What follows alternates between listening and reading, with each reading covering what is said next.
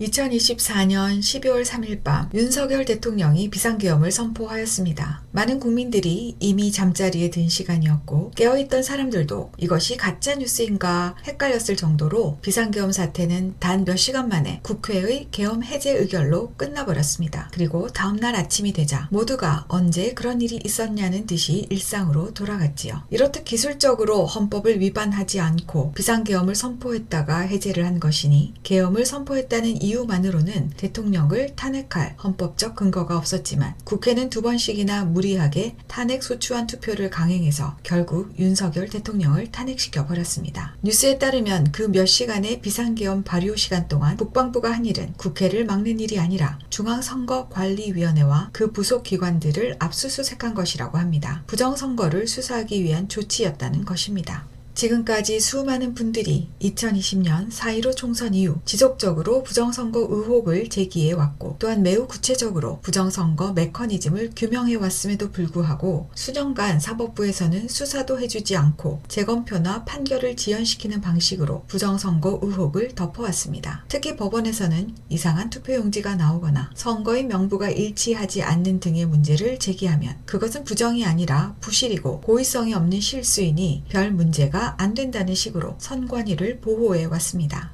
그러나 선관위는 1963년 설립된 이래 2023년이 되기까지 단 한 번도 감사원의 직무감사를 받은 적이 없는 그야말로 무소불위의 권력기관으로 등극해왔고 고인물은 썩기 마련이라는 말처럼 채용비리 등 온갖 비리의 온상으로 지탄을 받으며 검찰의 수사 대상이 되기도 했습니다. 급기야 2023년 10월에는 우리나라의 선거 시스템이 선거인 명부나 투개표 조작이 가능한 컴퓨터 해킹 위험에 매우 취약하다는 국정원의 보고가 있기도 했고 심지어 한국산 전자개표기를 수입해서 사용한 다른 나라에서 선거 개표 부정이 있었다는 소식도 들려왔습니다. 키르기스탄이 그 대표적인 예입니다. 만약 이런 상황에서 윤석열 대통령이 부정선거 의혹을 정리할 의지를 가지고 비상계엄을 활용한 것이라면 이야기가 많이 달라질 것입니다. 자유민주주의 체제를 지키는데 가장 중요한 일은 공명정대한 선거를 지키는 일입니다. 국민 주권, 국민이 주인이 되는 나라는 자유롭고 공정한 선거를 통해서 권력이 창출될 때에만 의미 있는 말이 되기 때문입니다. 그런데 참 많은 똑똑한 사람들, 보수라고 자처하는 사람들조차도 유독 부정선거 문제에서만은 사실관계에 접근하려는 노력은 하지 않은 채 무조건 우리나라의 선거 시스템에는 아무런 문제가 없다는 식의 맹목적인 믿음을 가지고 있는 것 같습니다.